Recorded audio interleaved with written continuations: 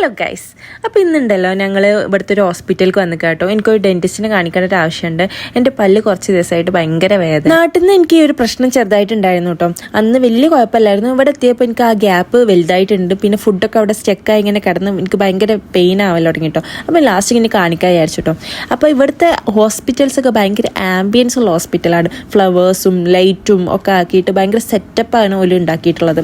അപ്പോൾ നമ്മൾ ഡോക്ടറെ അടുത്തേക്ക് പോയി നോക്കി. അപ്പോൾ ഡോക്ടറെ അടുത്തേക്ക് അന്വേഷിച്ചപ്പോൾ പറഞ്ഞത് 300 റിയാലാവും റൂട്ട് കനാൽ ചെയ്യാൻ. ആ റൂട്ട് കനാൽ ചെയ്യേണ്ട ആവശ്യമുണ്ട് എന്നാണ് കേട്ടോ. അതിൻ്റെ അടിയിൽ നിൽക്കുന്നതാ നമ്മളെ മൊണാലിസ. ഇത് ഒറിജിനലാണ് എന്താണെന്നാവട്ടോ.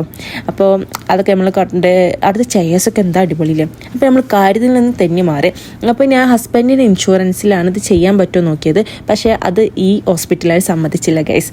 അപ്പോൾ നമ്മൾ വേറൊരു ഹോസ്പിറ്റലിൽ പോകാമെന്ന് ഇങ്ങനെ പ്ലാൻ ചെയ്തുകൊണ്ടിരിക്കുക. ഞങ്ങൾ വിസക്ക വന്നിട്ടുണ്ടെങ്കിൽ കമ്പനി തന്നെ ഞങ്ങൾക്ക് ഇൻഷുറൻസ് പ്രൊവൈഡ് ചെയ്ത് തരുമായിരുന്നു. പക്ഷേ ഞങ്ങൾ വിസിറ്റിംഗ് വിസക്ക് എന്ത് പറ്റി? ഞാൻ വോയിസ് കൊടുക്കണ്ടേ?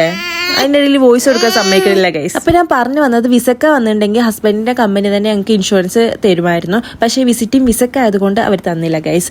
അപ്പോൾ ഞങ്ങൾ വേറൊരു ഹോസ്പിറ്റലിൽ പോകാമെന്ന് വിചാരിച്ചു. ഹുസൈനി എന്ന് പറഞ്ഞൊരു ഹോസ്പിറ്റൽ ഉണ്ട്. അവിടെയും കൂടി ഹസ്ബൻഡ് ഇൻഷുറൻസ് വർക്കാവും. അപ്പോൾ അവിടെയും കൂടി ഒന്ന് പോയി ഒന്ന് അന്വേഷിക്കാൻ വിചാരിച്ചു കേട്ടോ. അപ്പോൾ ഞങ്ങൾ അവിടെ ചെന്നപ്പോൾ അവർ പറഞ്ഞത് ഓക്കെ ചെയ്ത് തരാമെന്നാണ്. അപ്പോൾ ഓക്കെ.